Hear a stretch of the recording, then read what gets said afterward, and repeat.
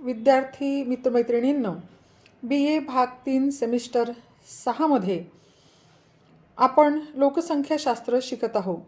त्यात नागरीकरणाचे प्रतिकूल परिणाम किंवा नागरीकरणाच्या समस्या किंवा नागरीकरणाचे तोटे आपण पाहू.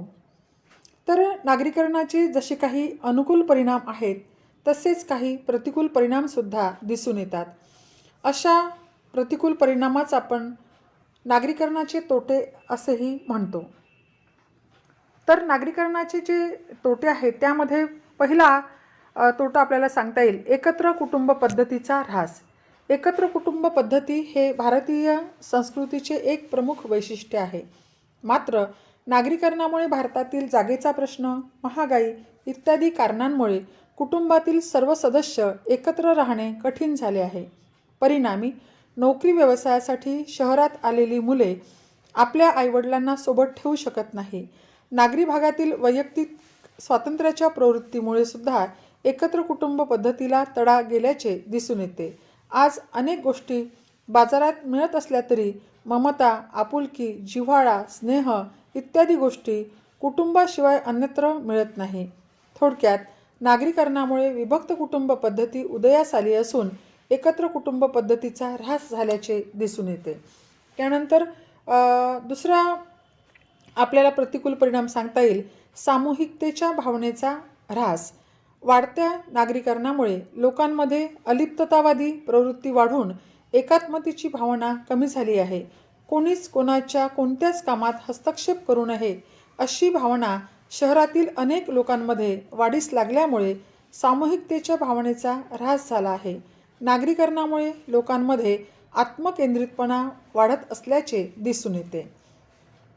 त्यानंतर पुढचा परिणाम आहे ग्रामीण भागात मजुरांच्या तुटवड्यात वाढ. आज ग्रामीण भागातील बहुतांश लोकांमध्ये शहरी भागात जाऊन मिळेल तो रोजगार करण्याची प्रवृत्ती वाढत आहे. त्यामुळे ग्रामीण भागातील बहुतांश श्रमशक्ती शहरी भागात स्थलांतरित झाल्यामुळे ग्रामीण भागात मोठ्या प्रमाणात मजुरांचा तुटवडा जाणवतो. वेळेवर मजूर उपलब्ध न झाल्यामुळे शेतीच्या कामात अडथळा निर्माण होऊन शेतकऱ्यांच्या शेती उत्पादनात घट होत असल्याचे दिसून येते. त्यानंतर चौथा परिणाम आहे गलिच्छ वस्ती किंवा झोपडपट्टीत वाढ. नागरीकरणामुळे नागरी भागात गलिच्छ वस्तीची समस्या निर्माण झाल्याचे दिसून येते. शहरातील बहुतांश जागा निरनिराळी शासकीय कार्यालये, बँका, क्रीडांगणे, रस्ते, वाहनतळ, रेल्वे स्टेशन तसेच बसस्टँडसाठी वापरली जात असल्यामुळे राहण्यासाठी जागेची टंचाई निर्माण होते. शहरात जागेच्या टंचाईच्या मुळे जागेच्या व घरांच्या किमती प्रचंड वाढलेल्या दिसून येतात. त्यामुळे गरिबांना नव्हे तर मध्यमवर्गीयांना सुद्धा जागा खरेदी करून घर बांधणे किंवा घर खरेदी करणे कठीण होऊन बसते. परिणामी असे लोक मिळेल त्या ठिकाणी अतिक्रमण करून झोपड्या उभ्या करतात आणि वास्तव्य करतात. त्यामुळे झोपडपट्ट्यांची संख्या दिवसेंदिवस शहरी भागात वाढत आहे. त्यानंतर पुढचा परिणाम आहे प्रदूषणात वाढ. वाढत्या नागरीकरणामुळे शहरांमध्ये वाहनांची संख्या प्रचंड प्रमाणात वाढते. परिणामी मोठ्या प्रमाणात हवेचे प्रदूषण घडून येते. याशिवाय वाढत्या नागरीकरणामुळे उदयास आलेल्या गलिच्छ वस्त्यांमुळे मोठ्या प्रमाणात जलप्रदूषण घडून येते. थोडक्यात नागरीकरणात वाढ झाल्यामुळे प्रदूषणात वाढ होऊन लोकांच्या आरोग्यावर त्याचा विपरीत परिणाम घडून येतो. त्यानंतर सहावा परिणाम आहे खेड्यांच्या वैभवाला उतरती कळा. शहरांच्या आकर्षणामुळे तसेच नोकरी व्यवसायानिमित्त बहुतांश ग्रामीण भागातील लोक नागरी भागाकडे स्थलांतरित होऊन नागरी भागातच वास्तव्य करतात. सरकारसुद्धा नागरी भागातच अधिकाधिक सोयीसुविधा निर्माण करते. त्यामुळे खेड्यांमध्ये मूलभूत सोयीसुविधासुद्धा निर्माण केल्या जात नाही. परिणामी अधिकाधिक लोक शहरी भागात स्थलांतरित होऊ लागल्यामुळे खेडी ओस पडू लागली आहे व पूर्वीच्या संपन्न खेड्यांच्या वैभवाला उतरती कळा लागली आहे. त्यानंतर सातवा परिणाम आहे पायाभूत सुविधांवरील ताण वाढतो. वाढत्या नागरीकरणामुळे शहरातील पायाभूत सुविधांवरील ताण वाढतो. रस्ते, वीज, पाणी, शिक्षण, आरोग्य इत्यादी पायाभूत सुविधांवर वाढत्या नागरीकरणामुळे ताण पडतो व त्यांची टंचाई निर्माण होते. अशातच दुष्काळी परिस्थिती उद्भवल्यास शहरांमध्ये पाणी टंचाईची समस्या गंभीर बनते. आजही अनेक शहरे वाढत्या नागरीकरणामुळे पाणी टंचाईच्या समस्येने ग्रस्त आहेत.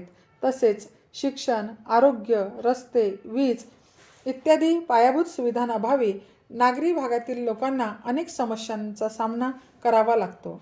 त्यानंतर 8वा परिणाम आहे वाहतुकीच्या समस्येत वाढ. वाढत्या नागरीकरणामुळे दररोज बाहेरून विविध कामासाठी शहरात येणाऱ्या जाणाऱ्या लोकांमुळे शहरातील रस्त्यांवरील गर्दीत वाढ होऊन वाहतूक कोंडी सारख्या समस्या तीव्र बनतात. नागरीकरणातील वाढीमुळे शहरांच्या आकारमानात वाढ होते. परिणामी कामाचे ठिकाण व राहण्याचे ठिकाण यात बरेच अंतर निर्माण होत असल्याने एकतर स्वतःच्या वाहनाने किंवा सार्वजनिक वाहनाने लोक येणे-जाणे करतात. त्यामुळे रस्त्यावरील वाहनांची संख्या वाढून ठिकठिकाणी वाहतूक कोंडीची समस्या निर्माण होते. त्यानंतर पुढील समस्या आहे शहरातील लोकसंख्येत प्रचंड वाढ. नागरीकरणामुळे शहरी भागातील लोकसंख्येत प्रचंड वाढ होत असून अशा लोकसंख्येमुळे नागरी भागात अनेक समस्या निर्माण होत असल्याचे दिसून येते. उदाहरणार्थ वाहतूक कोंडी, प्रदूषण, गलिच्छ वस्त्यांची निर्मिती, पायाभूत सोयीसुविधांवरील ताण, पाणी टंचाई, गुन्हेगारी इत्यादी अनेक समस्या नागरीकरणामुळे वाढलेल्या प्रचंड लोकसंख्येमुळे उद्भवल्याचे दिसून येते. त्यानंतर आर्थिक विषमतेत वाढ. नागरीकरणामुळे आर्थिक विषमतेत वाढ झाल्याचे दिसून येते. शहरी भागात ठराविक लोकांना गलिलठ्ठ पगाराच्या नोकऱ्या मिळतात. तसेच विशिष्ट व्यावसायिकांना आपल्या व्यवसायातून प्रचंड उत्पन्न मिळते. परंतु त्याचवेळी बहुसंख्य लोकांना तुटपुंज्या वेतनावर काम करावे लागते. परिणामी शहरी समाजात मोठ्या प्रमाणात आर्थिक विषमता निर्माण होते. अशा प्रकारे नागरीकरणाचे हे प्रतिकूल परिणाम दिसून येतात.